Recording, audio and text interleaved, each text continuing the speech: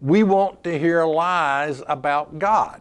Now, I know no one consciously does this. No one walks through the door of the church and says, "Preacher man, tell me a good lie today about God." No, we don't, that's not the way it works. But it has to do with the lie that you want to believe. What is it that you want to believe about God? Well, it has to do with what's easy to believe. I want to believe something that's easy to believe. I want to believe that salvation is the simplest thing you will ever do.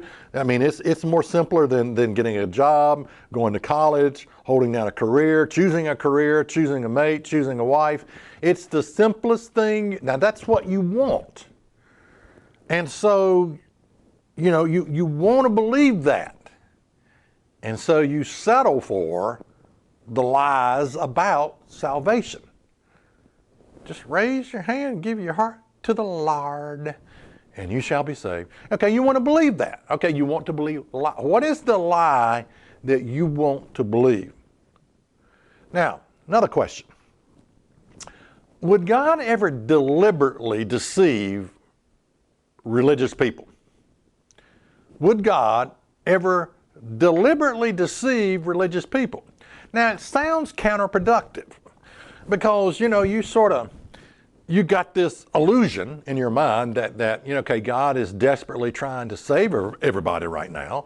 So wouldn't that be counterproductive if God was deliberately allowing religious people to be deceived? Wouldn't that be counterproductive? Yeah, it would be counterproductive if God was desperately trying to save everybody right now. And that's a big if. Okay. But anyway, let's take a look at it. We're asking the question, would God ever deliberately deceive religious people? 2 Thessalonians 2 and verse 10. It says, "And with all deceivableness of unrighteousness in them that perish, because they receive not the love of the truth, that they might be saved." Now, how are we saved? Well, this seems to indicate we're saved by a love of the truth. That there must be some kind of discipline before you walk to the door of a church, before you enter into a relationship with God, that you must discipline yourself to have a love for truth. Now, I can almost guarantee you very few religious people have a love for the truth. They have a love for easy believism. They have a love for pablum, baby food, but they really, a love for the truth. All right? Continuing on. 2 Thessalonians 2 and verse 11. "And for this cause, because they don't have a love for the truth, God shall send them strong delusion, that they should believe a lie." Now, who's sending?